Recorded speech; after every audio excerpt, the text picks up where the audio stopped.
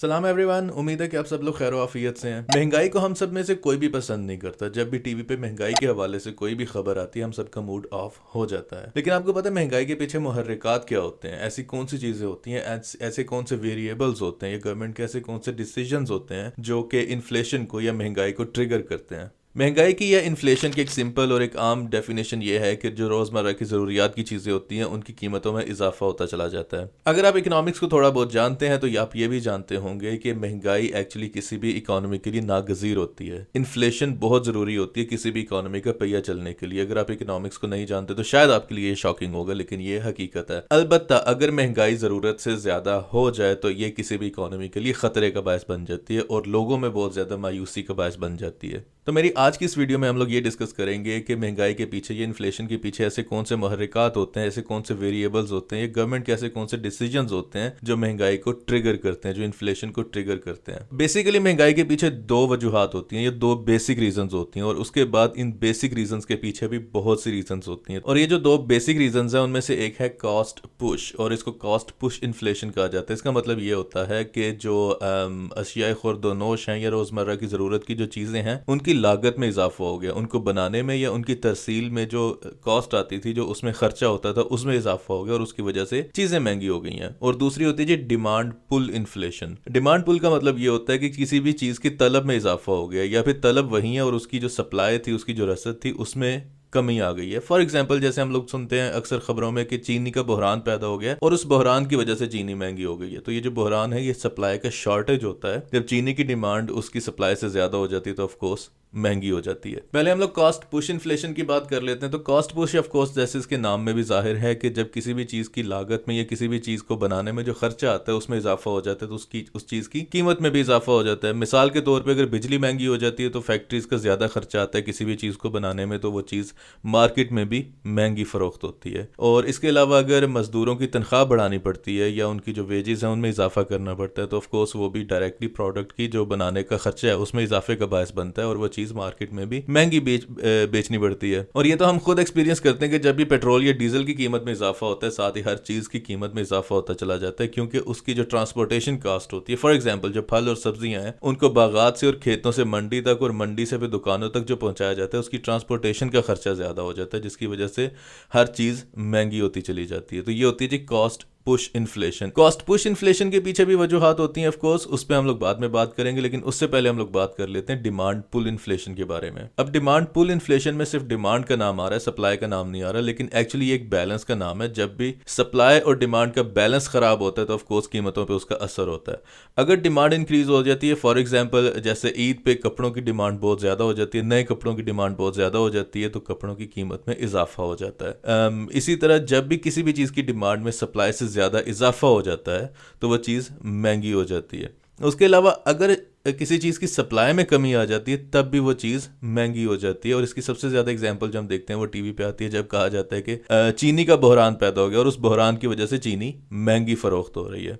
तो इसको थोड़ा मैनिपुलेट भी किया जाता है अक्सर मर्चेंट्स की तरफ से। वो लोग चीज़ों को ज़ख़ीरा कर लेते हैं, यानी स्टॉक कर लेते हैं या छुपा लेते हैं, सो दैट मार्केट में एक शॉर्टेज क्रिएट हो जाए, एक आर्टिफिशियल किस्म की शॉर्टेज क्रिएट हो जाए और वो उन चीज़ों को ज़्यादा महंगा और बेहतर प्रॉफिट मार्जिन पे सेल कर सकते हैं। इस पर भी हम लोग बाद में डिटेल्स में बात कर सकते हैं। तो अभी तक मैंने आपको जो रीजंस बताई हैं ये बड़ी एकेडमिक लेवल की रीजंस है और बहुत बेसिक रीजंस है। इसके अलावा बेशुमार रीजंस होती हैं और अब मैं आपको ये बताऊंगा कि इसमें गवर्नमेंट का दखल कहाँ पे होता है। अब ये बिल्कुल एक डिफरेंट किस्म का सिनेरियो आपके सामने आने लगा है। महंगाई की एक बहुत बड़ी वजह यह भी होती है कि इकोनॉमी में बहुत ज्यादा पैसा इंजेक्ट कर दिया जाता है। अब इकोनॉमी में बहुत ज्यादा पैसा इंजेक्ट कैसे किया जाता है ये मैं आपको बताता हूँ। गवर्नमेंट जो होती है उसने बहुत से लोगों को बहुत सी पेमेंट्स करनी होती है। फॉर एग्जाम्पल जो गवर्नमेंट के सर्वेंट्स होते हैं, जो स्कूल्स में काम कर रहे होते हैं, हॉस्पिटल्स में काम कर रहे होते हैं, जितनी भी एडमिनिस्ट्रेशन होती है, उसके अलावा जितना भी लेजिस्लेचर होता है, उसके अलावा जो डिफेंस का बजट होता है, तो ये सब पैसे गवर्नमेंट को पे आउट करने होते हैं। तो ये पैसे इकट्ठे करने के लिए गवर्नमेंट को ये खर्चे पूरे करने के लिए दो ऑप्शंस होते हैं गवर्नमेंट के पास। एक ऑप्शन ये होता है कि गवर्नमेंट आवाम से टैक्स इकट्ठा करती है, जिससे गवर्नमेंट रेवेन्यू जनरेट होता है, उस रेवेन्यू से ये सारे अखराजात पूरे किए जाते हैं। लेकिन अगर टैक्स का पैसा जो है वो पूरा नहीं पड़ रहा तो गवर्नमेंट क्या करती है, बहुत ज्यादा पैसे, बहुत ज्यादा नोट्स प्रिंट करती है, तो नया पैसा प्रिंट किया जाता है। तो जब बहुत सा पैसा प्रिंट किया जाता है और प्रिंट किए हुए पैसे से बहुत सा सारी तनख्वाहें दी जाती हैं, बहुत सारी सैलरीज दी जाती हैं, तो वो पैसा इकोनॉमी में इंजेक्ट हो रहा होता है। तो ये बहुत सारा पैसा जब इकोनॉमी में आ जाता है, ये लोगों के पास आ जाता है, तो ऑटोमेटिकली बहुत सी चीज़ों की डिमांड में इजाफा हो जाता है, और जब डिमांड में इजाफा होता है तो अल्टीमेटली महंगाई में भी इजाफा हो जाता है। प्रिंट करने के अलावा गवर्नमेंट के पास एक और ऑप्शन होती है, और वो ऑप्शन होती है IMF से या जो एक्सटर्नल लोन्स लिए जाते हैं, जो गवर्नमेंट लोन ले रही होती है, जो हम लोग खबरों में भी सुन रहे होते हैं। अब एक्चुअली ये मैंने पहले कहा था कि 2 ऑप्शन होते हैं, पर बेसिकली 3 ऑप्शन होते हैं। पहला ऑप्शन होता है कि टैक्स इकट्ठा किया जाए, दूसरा ऑप्शन होता है कि ज्यादा नोट्स प्रिंट आउट किए जाएं, और तीसरा ऑप्शन होता है कि लोन लिया जाए। अब इन 3 चीजों पे या इनको कैसे गवर्नमेंट की तरफ से मैनिपुलेट किया जाता है या क्या क्या किया जा सकता है, इस पे मैं एक और वीडियो बना सकता हूं। अगर आप ये वीडियो देखना चाहते हैं तो मेरे इस चैनल को सब्सक्राइब जरूर करें, और फिर मैं ये आपके लिए एक और वीडियो बनाऊंगा, और इस पे मैं बहुत डिटेल और बहुत मजे की, बहुत एंटरटेनिंग वीडियो बना सकता हूं, जो बहुत ज्यादा अवेयरनेस क्रिएट कर सकती है आपके लिए। अब वापस आ जाते हैं जी डिमांड पूल की तरफ, और जैसा कि मैंने पहले बताया था कि डिमांड पूल में 2 चीजें आ जाती हैं। पहली चीज तो यह है कि डिमांड में इजाफा हो जाता है, और दूसरी चीज ये भी हो सकती है कि डिमांड में इजाफा नहीं होता, लेकिन किसी चीज की सप्लाई में कमी आ जाती है, यानी उस चीज की शॉर्टेज हो जाती है। अब सप्लाई में जो शॉर्टेज है, ये किसी रॉ मटेरियल की शॉर्टेज की वजह से भी हो सकती है, ये पावर या इलेक्ट्रिसिटी की शॉर्टेज की वजह से, यानी लोड शेडिंग की वजह से भी हो सकती है, ये किसी नेचुरल डिजास्टर की वजह से भी हो सकती है, या फिर ये मजदूरों की तरफ से जो हड़ताल की जाती है उसका भी नतीजा हो सकता है, या फिर ये भी होता है कि आर्टिफिशियली शॉर्टेज क्रिएट की जाती है मीडिया के थ्रू, या फिर यह भी किया जाता है कि चीज़ों को छुपा लिया जाता है, स्टॉक कर लिया जाता है, ताकि उनकी कीमत में इजाफा हो, और जो सेलर्स हैं वो उसको, जो ट्रेडर्स हैं या जो सेलर्स हैं वो उसको हाई प्रॉफिट मार्जिन पे सेल कर सकें। ऐसा भी इकोनॉमीज में किया जाता है, तो इस वजह से भी महंगाई में इजाफा होता है।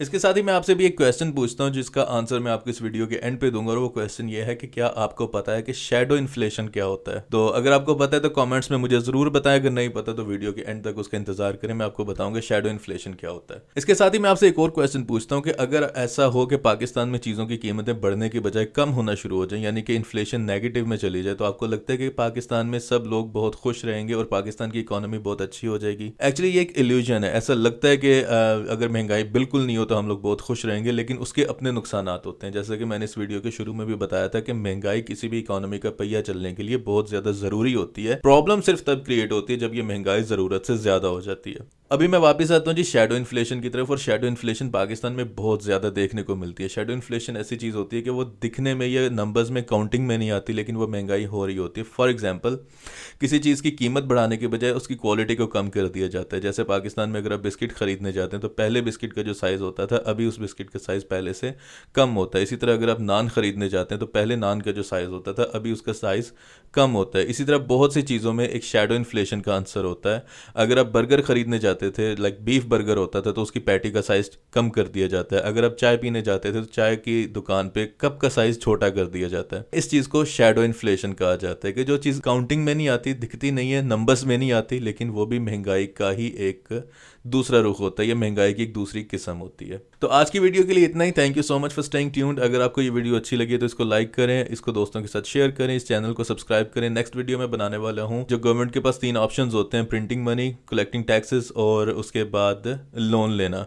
इसके क्या असरात होते हैं, गवर्नमेंट कैसे डिसाइड करती है कि इनमें से क्या बेहतर रहेगा, और इसके इकोनॉमी पे क्या असरात होते हैं। तो उस वीडियो का इंतजार करना, और उस वीडियो के लिए इस चैनल को सब्सक्राइब जरूर करें। That's a motivation for me. तो ऑफ कोर्स फिर मेरा दिल करता है कि मैं ज़्यादा से ज़्यादा काम करूं और ज़्यादा से ज़्यादा वीडियोस बनाऊं। Thank you again and have a nice one. अल्लाह हाफिज़।